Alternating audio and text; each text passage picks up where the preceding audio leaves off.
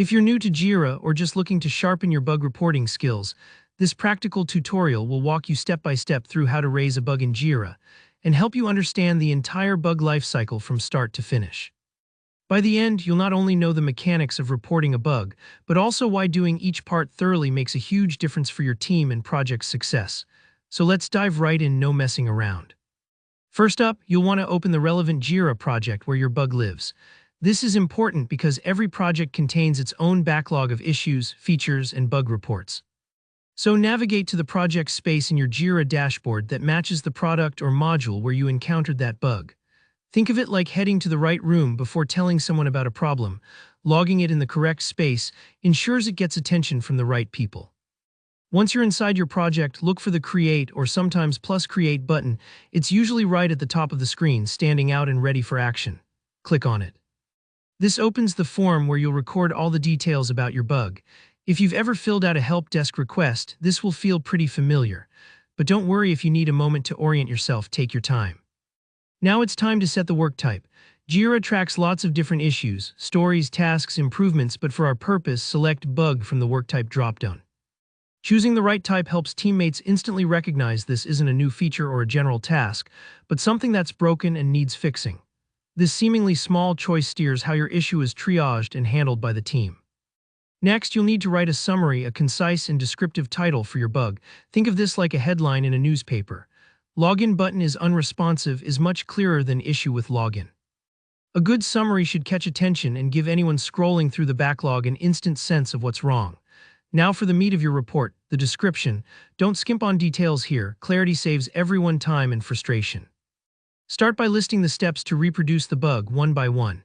Imagine you're walking a developer through the process just as you experienced it yourself. Include things like which page you were on, what you clicked, and in what order. The goal is to make it repeatable so the bug isn't just a mystery but something concrete they can see for themselves. After that, specify the expected result, what you thought should happen. For our login button example, maybe you expected the dashboard to load after clicking login. Then describe the actual result, the bug itself. Was there no response, an error message? The more specific, the better. It's also essential to provide environment details. Mention the browser, operating system, device, or even the app version where it occurred. Sometimes a bug hides in one corner, like Safari on iOS 14, but doesn't show up anywhere else.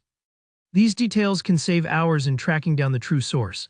Next, attach evidence if you can. Screenshots, short screen recordings, or relevant log files are gold. Seeing is believing.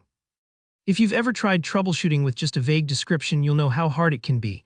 Visual proof removes ambiguity. Once everything is documented, assign the bug to whoever handles these reports, a developer, a tester, or maybe a triage manager depending on your workflow. Add relevant labels to help categorize and filter, like UI, critical, or mobile.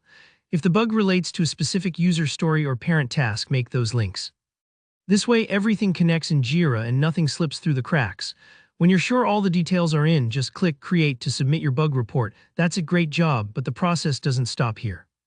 Every bug moves through a life cycle in Jira, beginning at new when it's just been reported. Next, it's assigned to the right developer. Once work starts, it moves to in progress or open.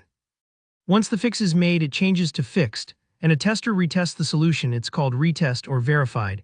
If all looks good and no new problems are introduced, the bug is closed.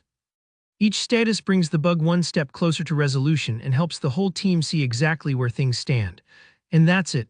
You've learned not only how to raise a bug in Jira, but how your report fits into the bigger cycle of getting problems solved.